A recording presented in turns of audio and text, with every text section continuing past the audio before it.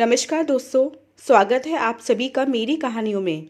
मैं हूं शिखा और एक बार फिर से आपके लिए लेकर आई हूं एक नई कहानी और उम्मीद करती हूं कि ये कहानी भी बाकी कहानियों की तरह आपको बेहद पसंद आएगी और आप पहले की तरह अपना प्यार और सपोर्ट मेरी वीडियोस पर बनाए रखेंगे। कहानी पसंद आए तो चैनल को सब्सक्राइब करना मत भूलिएगा। तो चलिए अपनी आज की कहानी शुरू करते हैं। कि बहू श्वेता रसोई में जल्दी जल्दी हाथ चला रही थी। उसके ऑफिस में ओवर टाइम चल रहा था, इसीलिए ऑफिस वालों ने समय सुबह 8 बजे से कर दिया था। वापस लौटने का तो कोई समय ही नहीं था। श्वेता मैनेजर थी। ऑफिस की पूरी जिम्मेदारी उसके ही कंधों पर थी। नवरात्रे शुरू हो चुके थे, लेकिन श्वेता ने ये सोचकर इस बार सारे नवरात्रे नहीं रखे कि ऑफिस की भागम भाग में ना ठीक से पूजा हो पाएगी, ना ही व्रत खोलने का समय ही मिल पाएगा। इसलिए उसने सोचा कि वे बाद में 2 नवरात्रे रख लेगी। उसकी सासू माँ शुरू से ही पहला और आखिरी नवरात्रे का व्रत रखती आ रही थी। व्रत कहना तो माता रानी का अपमान करना होगा। वो तो तरह तरह के जीभ के स्वाद के लिए व्रत रखती थी। बिना नहाए और पूजा किए ही वो चाय के साथ मखाने और मूंगफली खाती थी। फिर अच्छी तरह आराम करके तब वो कहीं नहाने जाती थी और फिर पूजा करती थी। शाम को भी बिना माता रानी को भोग लगाए बिना ही खा लेती थी। श्वेता सोचती कि इससे कम तो ये बिना व्रत के ही खा लेती हैं। भला ऐसा कौन सा व्रत लगेगा जिसमें भगवान से पहले आप खाने लगो। लेकिन कुछ भी कहने की हिम्मत नहीं थी उसमें। शुरू में 1-2 बार उसने उन्हें समझाने की भी कोशिश की, लेकिन फिर यह सोचकर चुप लगा गई कि जब बुढ़ापे तक वो इसी अनुसार चलती आ रही हैं तो आप क्या सुधरेंगी। वैसे भी श्वेता के पास इतना फालतू समय था भी नहीं कि वह यह सब करती। नौकरी भी वह मजबूरी में ही कर रही थी, वरना घर का आराम किससे अच्छा नहीं लगता। लेकिन पति की नौकरी का कोई भरोसा नहीं रहता था, कभी लग गई तो कभी छूट गई। वह अपने पति से ज़्यादा पढ़ी लिखी थी तो एक प्राइवेट कंपनी में मैनेजर बन गई। ऑफिस में भी सब उसके काम से खुश रहते थे। पास पड़ोस वाले और रिश्तेदार भी अपने अपने घरों में उसी का उदाहरण देते थे। बस दुनिया में कोई उसे अच्छा नहीं समझता था तो वह थी उसकी सास। उसके ससुर का देहांत काफ़ी पहले ही हो चुका था। कोई अतिरिक्त आय न होने के कारण वह अपने बेटे को ज़्यादा पढ़ा लिखा भी न पाई थी। पिता का साया उठते ही बेटे ने प्राइवेट पढ़ाई के साथ नौकरी भी कर ली थी। उसी के पैसों से सुमन जी ने अपनी इकलौती बेटी की शादी की थी। अपना सारा जेवर उन्होंने बेटी को दे दिया। वे चाहती तो कुछ जेवर अपने पास बहू के लिए बचा कर रख सकती थी, या फिर उन जेवरों को अपने बेटे की पढ़ाई में ही इस्तेमाल कर सकती थी। लेकिन वो शुरू से ही बेटी के प्यार में अंधी रही। बेटी के अलावा उन्हें कोई और दिखाई नहीं देता था। जब तक श्वेता की शादी नहीं हुई थी तब तक वे बेटे की सारी तनख्वाह अपनी बेटी को कपड़े, सामान आदि में खर्च करती रहीं। लेकिन जैसे जैसे उनके बेटे का परिवार बढ़ा, वैसे वैसे श्वेता ने ननद को अनावश्यक सामान देना बंद कर दिया और बस यहीं से उसने सासू माँ के दिल में अपने लिए नफरत का बीज बो दिया। वो खुलकर कमाऊ बहू को कुछ कह तो न पाती थी, लेकिन उसके हर काम में मीन मिक निकाल कर, रिश्तेदारी में उसकी बुराई कर कर वो अपने मन की भड़ास निकाल लेती थी। वह जो भी काम करती, जो भी खाना बनाती, उसमें सासू माँ को कोई न कोई कमी निकालनी जरूर थी। श्वेता आलू छीलते छीलते यही सोचे जा रही थी कि आज भी वो नमकीन आलू में कोई न कोई कमी निकाल ही देंगी और शाम को जब वह ऑफिस से आएगी तो फिर खुल जाएगा उनकी शिकायतों का पिटारा। खैर, उसने जल्दी जल्दी आलू भून दिए, आलू का हलवा बना दिया, फल धोकर रख दिए ताकि सासू माँ को किसी भी शिकायत का मौका ना मिले। मखाने ठंडे होकर खराब हो जाते, इसलिए उसने सोचा कि सासू माँ खुद ही भून लेंगी। अपने लिए उसने अलग से कुछ नहीं बनाया था, क्योंकि घर में उसे छोड़कर बाकी सभी का व्रत था, तो उसने थोड़े से भुने आलू और दही अपने लिए भी पैक कर लिए। सासू माँ को बोलकर वह ऑफिस के लिए निकल गई। उसके निकलते ही सासू माँ ने बेटी को फ़ोन लगाया।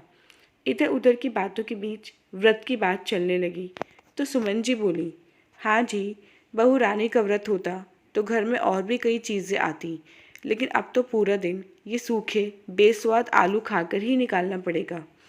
भगवान किसी को भी बेटे बहू का मोहताज ना करे, खास करके बहू का। अपनी मनमानी चलाती है हमेशा।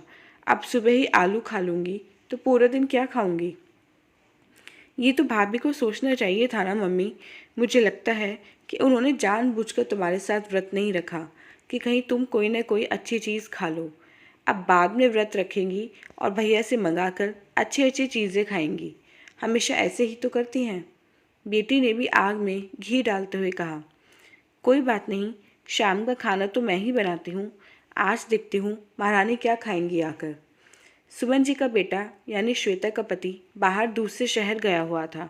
शाम को सुमन जी ने अपने और अपने पोते के लिए कोटू के पराठे बनाए और एक पराठा अपने लिए रात को खाने के लिए बनाकर रख लिया। रसोई उन्होंने समेट दी, लेकिन आज श्वेता के लिए कुछ भी नहीं छोड़ा। श्वेता रात को 9 बजे घर आई। भूख के मारे उसका बुरा हाल था। रसोई में जाकर उसने देखा तो कैसरोल में एक ही पराठा रखा हुआ था। कुछ और बनाने की उसकी हिम्मत नहीं थी, तो उसने चाय बनाकर वही पराठा अपने लिए प्लेट में रख लिया। लेकिन तभी सुमन जी रसोई में आकर अपनी बहू से बोली, श्वेता, ये तुमने कोटू का पराठा क्यों रख लिया प्लेट में? मम्मी जी, कुछ और है ही नहीं तो सोचो यही खा लूँ। इतनी थकावट हो रही है कि कुछ और बनाने का मन भी नहीं है। ऐसे कैसे खा लोगी? जब तुमने व्रत ही नहीं रखा तो व्रत वाला खाना भी क्यों खाओगी?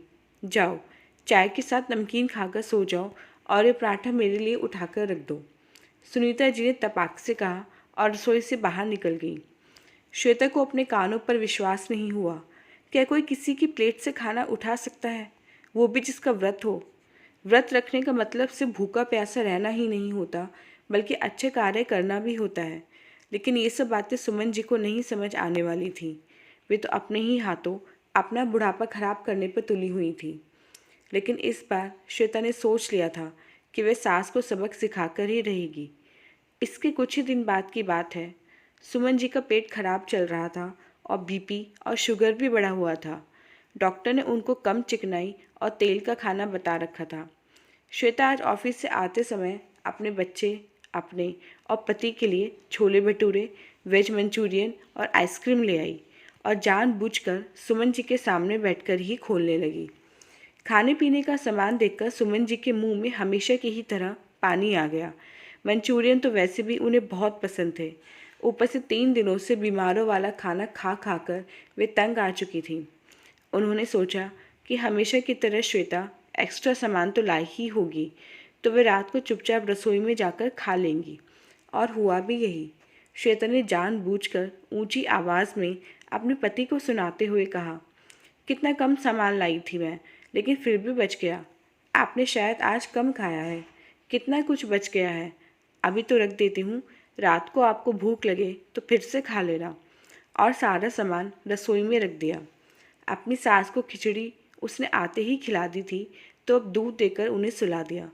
लेकिन श्वेता जानती थी कि उसकी सासू माँ सोएंगी नहीं। श्वेता को भी सही मौके का इंतज़ार था। सुमन जी को जब लगा कि सब सो चुके हैं, तो वे दबे पांव रसोई में पहुंची और बिना लाइट जलाए ही भटूरे का टुकड़ा तोड़ने लगी। उन्होंने भटूरा ठीक से चबाया भी नहीं होगा कि सहसा किसी ने रसोई की लाइट जला दी। सुमन जी को काटो तो खून नहीं, कौर उनके हलक में फंसने लगा। मुड़कर देखा तो उनका बेटा और बहू खड़े थे। बहू ने आगे बढ़कर उनके हाथ से भटूरा छीन लिया और अपने पति को दिखाते हुए बोली, आज तो देख लिया ना आपने अपनी आंखों से, इसलिए इनका शुगर और बीपी कम नहीं होते। रात को उठकर छिप छिप कर चिकनाई और मीठा खा रही हैं। आप कितना भी इलाज करा लीजिए, इनका ये ठीक कभी नहीं होंगी, क्योंकि इनको अपनी जीभ पर ही कंट्रोल नहीं है। बेटा बोला, माँ, तुम्हें अपना अच्छा बुरा नहीं दिखता क्या? कितना पैसा खर्च होता है तुम्हारी दवाइयों पर, पता भी है तुम्हें? मैं नहीं लाऊंगा आज के बाद तुम्हारे लिए दवाई। ये कहकर बेटा बकता झींकता अपने कमरे में चला गया। श्वेता सास की तरफ देखकर मुस्कुराते हुए बोली, मम्मी जी, मैं चाहती तो हमेशा की तरह ये बात आपके बेटे से छिपा सकती थी कि आप बद परहेज़ी करती हैं, लेकिन पिछली बार नवरात्रों में जो आपने मेरे साथ किया, उसके बाद आपको ये सबक सिखाना ज़रूरी था। मैंने तो आपको भरे पेट खाने से रोका है, लेकिन आपने तो मुझ भूखी के आगे से रोटी छीन ली थी। इतना भी नहीं सोचा था कि मैं खाऊंगी क्या। और ये सब आपने तब किया जब आपका व्रत था। मैं बाहर जाकर मेहनत करके कमा कर लाती हूँ, क्या सिर्फ अपने लिए? क्या सारी सैलरी बस मेरे ऊपर ही खर्च होती है? नहीं ना। तो आपने कभी मुझे इस परिवार का हिस्सा क्यों नहीं समझा? क्यों आपने हमेशा मेरे साथ गैरों जैसा व्यवहार किया? और सुनिए मम्मी जी, मैं चाहती तो ये सब बातें आपके बेटे को बता सकती थी, लेकिन मैंने नहीं बताई, क्योंकि आज के लिए इतना ही काफ़ी है।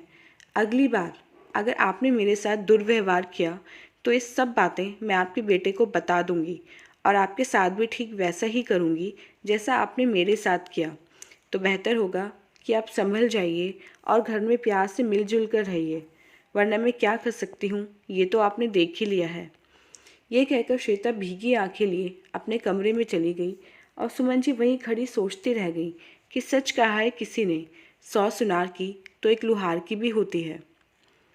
तो दोस्तों, ये थी हमारी आज की कहानी। उम्मीद करती हूँ ये कहानी आपको पसंद आई होगी। मिलते हैं अपनी नेक्स्ट वीडियो में इससे नेक्स्ट कहानी के साथ। तब तक के लिए आज्ञा दीजिए। धन्यवाद।